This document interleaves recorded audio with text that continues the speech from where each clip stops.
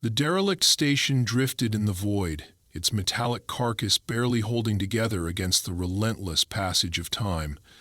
The station was old, older than any known civilization in the galactic register. Scanners showed that it had been abandoned for millennia, yet, despite its age, a faint energy signature pulsed from its core, as if the structure itself refused to die. The lead archaeologist, Vakir, stood aboard the Zalari research vessel Zenthari, gazing at the monolithic structure through the observation window. His blue, scale-covered fingers tightened around the control panel as he analyzed the readings. This was unlike anything he had encountered before. "Initiate boarding procedures," he ordered. His team, comprised of the finest xenohistorians and exoarchaeologists of the Dominion, prepared their entry sequence. The docking clamps latched onto the station with a resounding clang, sending vibrations through the hull of the research vessel. The moment the airlock sealed, Vakir led the first team inside. As the heavy doors groaned open, an oppressive silence greeted them. The interior of the station was vast, corridors stretching into pitch-black nothingness. Their suit lights cast long shadows over the metallic walls, which were covered in deep scratches, almost as if something had tried to claw its way out. A thick layer of dust covered the floor, disturbed only by their footsteps. The stale air smelled of decay and rust, despite the station's advanced filtration systems, which had somehow remained partially functional. Vakir moved cautiously, his sharp eyes scanning the corridor ahead. A feeling of unease crept over him, though he dismissed it as nerves. His people were explorers, seekers of knowledge, yet something about this place felt wrong. The walls were adorned with strange markings, symbols, carvings, and inscriptions in languages so ancient they had never been catalogued. His heart pounded as he activated his translation visor. The first deciphered phrase appeared on his heads-up display: "Never wake them." A cold shiver ran down his spine. He stepped closer, running a gloved hand over the inscriptions. Dozens, no, hundreds of different scripts repeated the same phrase. Some of the carvings were hastily etched, as if written in desperation. Others were carefully engraved, their letters deep and deliberate. His translator continued processing the symbols, and soon more messages appeared on his display. "Turn back. Do not disturb the silence. This place is cursed. We were wrong. Leave them be." A sharp breath left Vakir's lips. He turned to his team, who were equally transfixed by the chilling warnings. A younger scientist, Kalis, swallowed hard. "Sir, what is this place?" Vakir didn't answer. Instead, he gestured for the team to move forward. If this was a warning, it was already too late to heed it. They pressed deeper into the station, their steps slow and deliberate. The further they ventured, the stranger the environment became. The corridors widened into vast chambers, filled with abandoned consoles and shattered machinery. The remnants of a long-forgotten civilization lay in disarray, artifacts, storage crates, and technological wonders that had long since fallen into disrepair. Some terminals flickered weakly, their screens displaying static interspersed with faint, indecipherable words. One chamber, however, stood out from the rest. It was different, pristine, untouched by time. The walls were smooth, metallic, but bore no markings or scratches like the others. At the center of the room stood an ancient, decayed terminal, its interface glowing faintly with a weak blue light. Unlike the rest of the station, this device was still operational. Vakir hesitated before stepping forward. His fingers hovered over the console. A part of him, buried deep in instinct, screamed at him to stop. He had studied thousands of ruins across the galaxy, uncovered countless artifacts, and deciphered relics older than his own species. But this moment felt different. Kalis glanced at him. "Are we sure we should be doing this?" "We came to uncover the past," Vakir murmured, "and the past is waiting for us." With a deep breath, he activated the console. The terminal hummed weakly, its ancient systems struggling to comply. Then the screen flickered, and an audio log played. A voice, distorted, static-filled, yet undeniably urgent, whispered through the silence. To whoever finds this, we are gone. We sealed them away. Never wake them. Never. Wait. The message cut off abruptly. A long silence followed. Then, the terminal's energy surged, and something new appeared on the screen. Coordinates. Vakir's blood ran cold. He knew the formation well. It was the Sol system. It was Earth. He turned back to his team, but before he could speak, the station suddenly trembled. A deep, resonant hum vibrated through the metal structure, as if something ancient had stirred. The walls groaned, the dust shifting as if caught in an invisible current. The inscriptions along the corridors glowed faintly, as if reawakened by their presence. Then, something moved in the darkness beyond the chamber. A shadow. Silent. Watching. Vakir took a step back, his breath caught in his throat. "We need to leave. Now." The team didn't hesitate. They turned and sprinted for the airlock, their hurried steps echoing in the vast corridors. The station rumbled behind them, as if resisting their escape. Shadows flickered along the walls, their movement unnatural. The eerie hum grew louder, reverberating through their bones. By the time they reached the research vessel, the energy readings had spiked. The station, lifeless for millennia, had reawakened. The docking clamps disengaged, and Zenthori pulled away, engines firing at full capacity. Vakir stood at the observation window, his heart hammering in his chest as the derelict station shrank in the distance.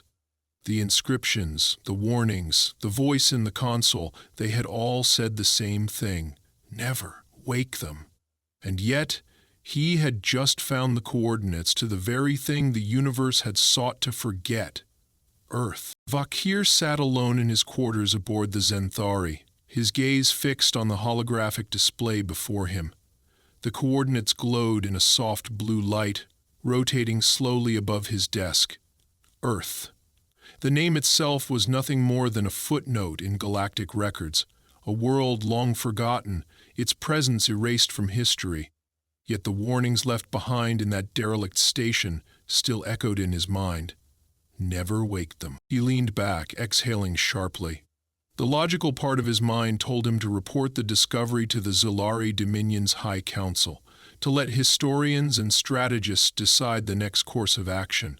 But another part of him, the part that had driven him to explore the most forbidden corners of the galaxy, refused to let it go.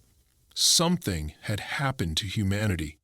Something so terrible that entire civilizations had left behind desperate warnings. And yet, the planet still existed. A soft chime interrupted his thoughts. The door slid open, and Kalis stepped inside. His expression was tense, uncertainty evident in his stance. "You haven't sent a report yet," Kalis said. It wasn't a question. Vakir tapped a command on his console, shutting off the holographic projection. "No. Not yet." Kalis hesitated before stepping forward. "We should just leave this alone. The station was clear. There's something dangerous about that planet. Whatever happened there, it's not our concern." Vakir studied him for a long moment. Kalis had always been careful, pragmatic, never one to take unnecessary risks. He understood his fear. But fear had never been enough to stop Vakir before. "We're explorers," Vakir said.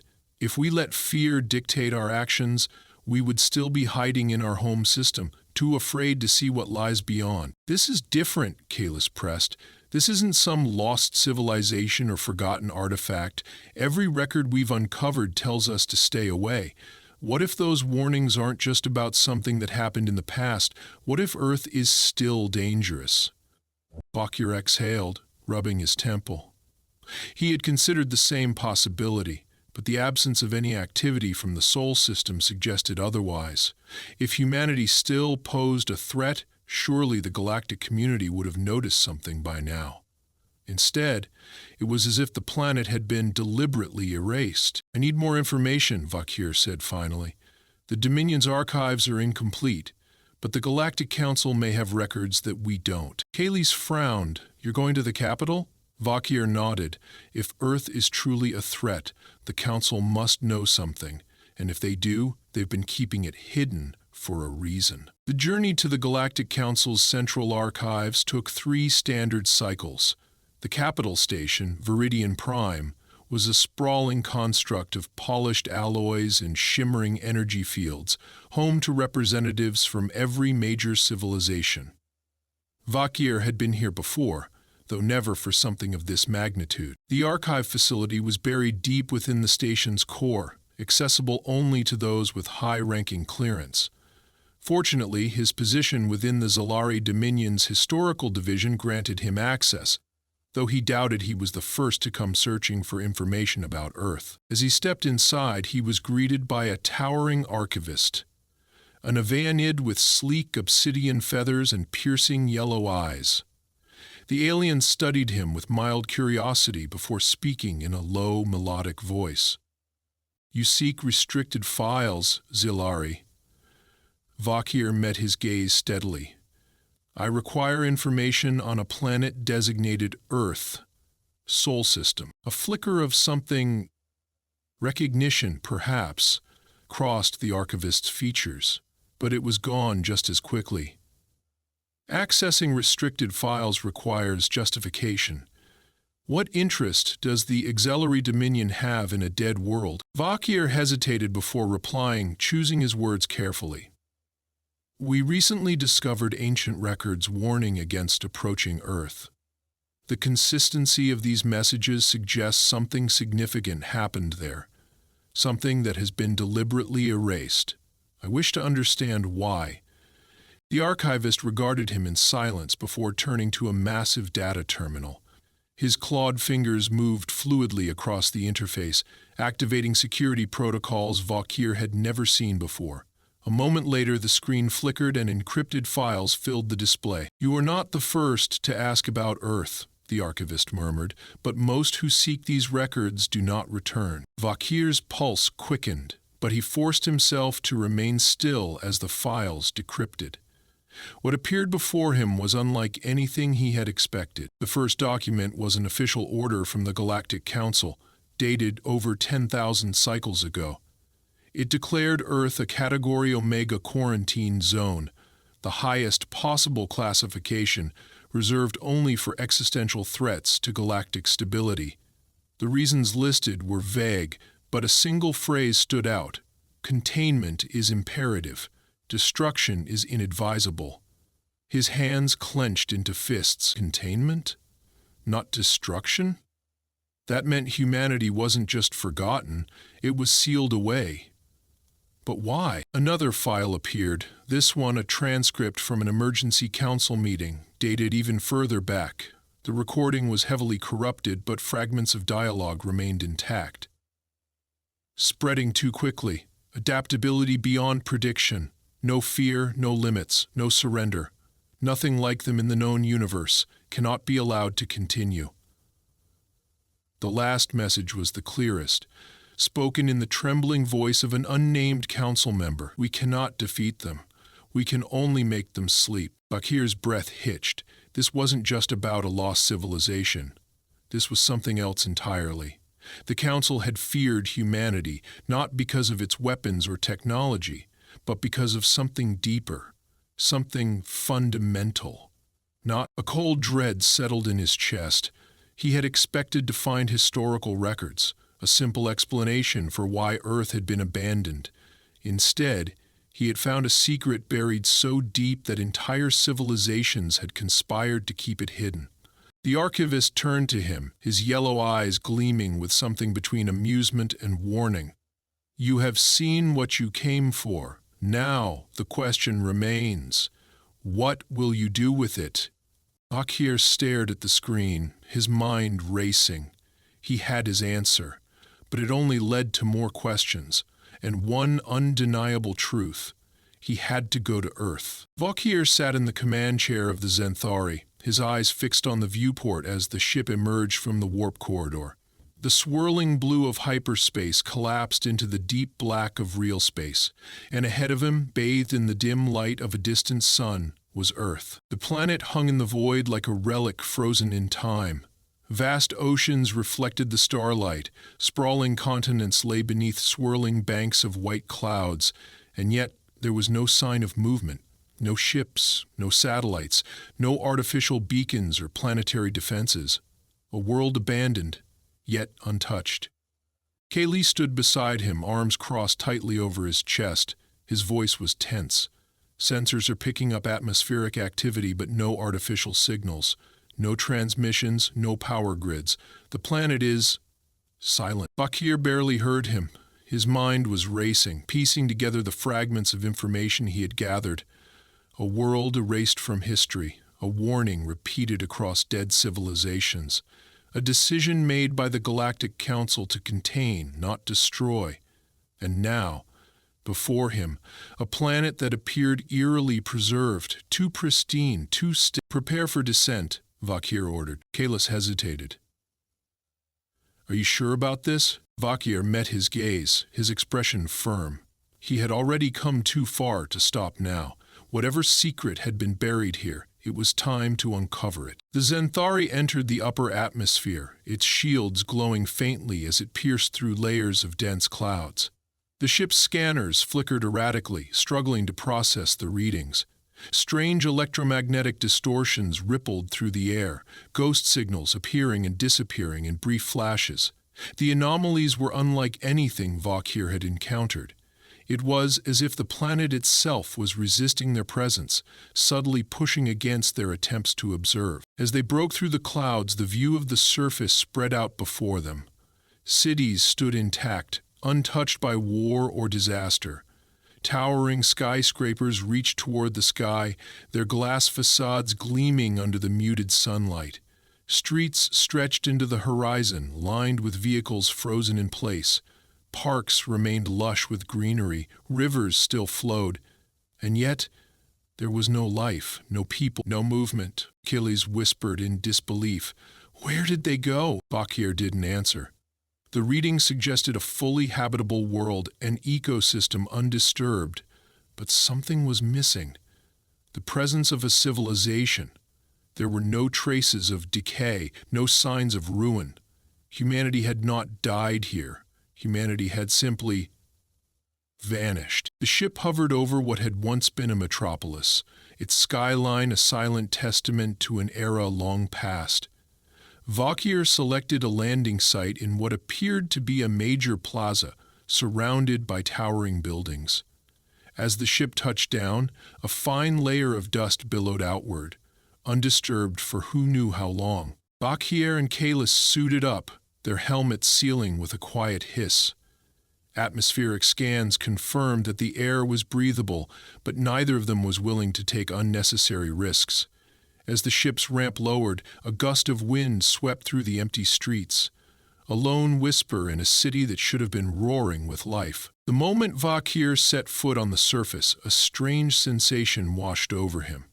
A deep, almost instinctual awareness that something was watching. He turned sharply, scanning the empty skyline, but saw nothing. The feeling remained, pressing against his thoughts like a phantom presence. Kayles moved cautiously beside him, his eyes darting between the abandoned structures. "This isn't natural," he muttered. "A civilization doesn't just disappear without a trace." Vakir nodded, stepping forward. "Let's find out what happened." They made their way through the city, their boots echoing against the pavement. Storefronts stood intact, shelves stocked with goods that had never been purchased. Homes lay undisturbed, their doors ajar as if their occupants had simply walked away. An old ground vehicle sat idle at an intersection, its driver's door still open. Whoever had been inside had left in a hurry, but there were no signs of struggle, no bodies, no decay. Vakir approached a building with large transparent panels, peering inside. A restaurant, tables set for meals that had never been eaten. Plates untouched, chairs pulled back slightly, as if people had stood up mid-conversation and never returned. Dust covered everything in a thin, undisturbed layer. Kalis inhaled sharply. Something happened here. Something sudden. Vakir moved further into the building, his fingers trailing across a counter. The dust clung to his gloves, thick and undisturbed. He activated his scanner, sweeping the area for biological signatures. The device hummed, then flickered with an error message. No signs of life detected. He turned to Kalis. We need access to a data terminal. If there's any surviving information, we'll find it in the city's central hub. Kalis nodded, though his unease was clear. Let's make it quick. This place doesn't feel right. They moved through the empty streets toward the largest structure in the district, a towering complex with an insignia that once represented human governance. The entrance was unlocked, the doors sliding open with a whisper as if they had been waiting for them. Inside, the silence was even more suffocating. The building was massive, corridors stretching into the unknown. Vakir navigated the halls with careful precision, his senses on high alert. Finally, they reached what appeared to be a central control room. Walls lined with monitors, data terminals blinking weakly in the darkness. Vakir activated one of the consoles. The screen flickered, struggling to power up after centuries of inactivity. Slowly, a menu appeared, written in a human script. His translator took a moment before overlaying the symbols with recognizable text. Kalis leaned over his shoulder. See if there are any logs from the final days. Vakir accessed the archives. The files were heavily fragmented, corrupted by time and electromagnetic interference. Most of the data was unreadable, but one audio log remained intact. He pressed play. A voice crackled through the speakers. Female, frantic. We were wrong. We thought we could contain it. We thought it was safe. But it isn't. Nothing is. It's in all of us. The recording cut out in a burst of static. Then another voice spoke. Male, cold, resigned. Seal the vaults. Do not let them out. Do not let anyone wake them. A final whisper followed, barely audible. If you are hearing this, run. The terminal powered down, the screen fading to black. Kalis took a step back, his face pale. We need to leave, now. Vakir's fingers clenched. The messages, the warnings, they all pointed to one conclusion. Humanity had not been wiped out. Humanity had not gone extinct. Humanity had been sealed away, and something, somewhere, was waiting to wake them. Vakir's breath was shallow, his mind racing through the implications of what he had just heard. The log confirmed his worst suspicions. Humanity had not been destroyed, nor had it disappeared. It had been sealed away. But why? What had they tried to contain? What was so dangerous that entire civilizations had left warnings spanning thousands of years? Kalis took a step back from the terminal, his eyes wide with panic.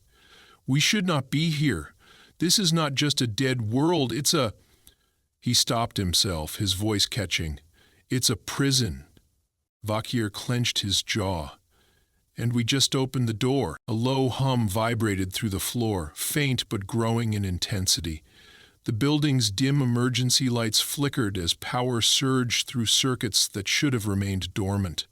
The city around them had been lifeless, stagnant for countless centuries, but now something was stirring. Vakir spun toward the console, his fingers flying over the controls.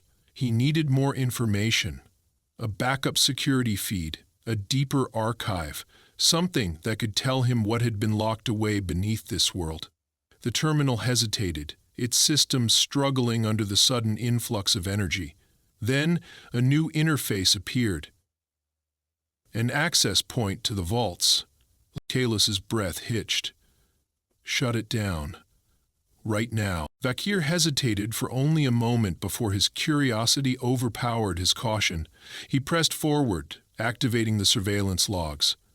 A grainy image filled the screen. A dark, metallic chamber stretching into the depths of the planet. Colossal doors lined the walls, each marked with human symbols and reinforced with locks far beyond anything he had ever seen. The image flickered. The camera zoomed into one of the doors. The locks were disengaging. A cold dread settled in his chest. He wasn't triggering this. It was happening on its own. The building shook violently, a deep rumble resonating through the walls as if the planet itself had exhaled for the first time in eons. The ground outside cracked, sending jagged lines through the streets. The lifeless city around them groaned under an unseen force, its structures creaking as if resisting whatever had just been set into motion. Kalis grabbed Vakir's arm. "We need to go." Vakir didn't argue. He severed the connection to the terminal and bolted toward the exit, his pulse hammering against his ribs. Kalis was right behind him, his movements stiff with tension. The moment they burst outside, a gust of wind slammed into them, stronger than anything the planet had produced since their arrival. And then, the silence that had suffocated the city for thousands of years shattered. A deep, resonant sound, almost like a pulse, rolled through the air. It was not mechanical, not artificial. It was something alive. The buildings trembled in response, dust cascading from their surfaces as the ancient structures groaned beneath the sudden shift in pressure. Vakir turned his gaze skyward. The thick cloud layer that had blanketed the planet since their arrival was breaking apart, spirals of vapor pulling away as if repelled by an unseen force. And then he saw it. Far in the distance, beyond the ruined skyline, one of the great vaults had begun to open. The towering door, reinforced with metal thicker than any warship's hull, was splitting apart, releasing plumes of mist into the air. The fog churned unnaturally, swirling around the entrance like a living thing, dense and heavy, spilling outward as if reality itself were uncoiling from its bindings. And then the first human stepped forward. Vakir froze, his instincts screaming at him to move, but his body refused to obey. The figure emerging from the vault was unlike anything he had imagined. It was human, there was no doubt about that. But it carried itself with an aura that sent ice down his spine. The human's frame was powerful, its movements eerily controlled, precise in a way that defied natural biology. Its eyes burned with something ancient, something neither alive nor dead. The atmosphere around it warped slightly, like the heat of a star distorting space itself. The air vibrated with a presence Vakir could feel pressing against his very essence. Kalis let out a choked sound. "What? What are we looking at?" The human exhaled slowly, its breath visible in the chilled air. More figures stepped from the mist, each carrying that same impossible aura.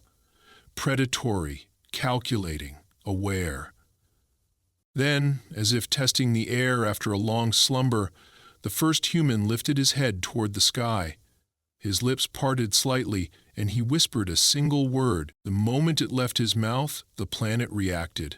The city vibrated violently, cracks splitting through the ground, buildings groaning under an unseen weight. The wind howled as energy surged through the atmosphere, a force that had been buried for untold millennia, now released into the world once more. Vakir's breath hitched. The word had not been in his language. It had not even been in an ancient human dialect. It had been something deeper, something older, something tied to the very fabric of existence. And then the human moved. One moment he was standing by the vault, the next he was across the ruins, his speed beyond anything physics should allow.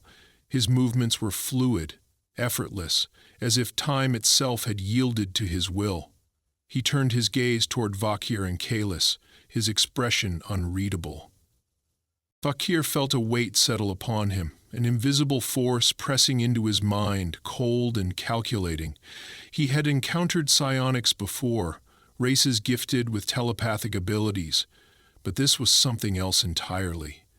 This was not mere mind reading, this was dominance, a force that did not ask for permission, but took. Kalis gasped beside him, his legs buckling.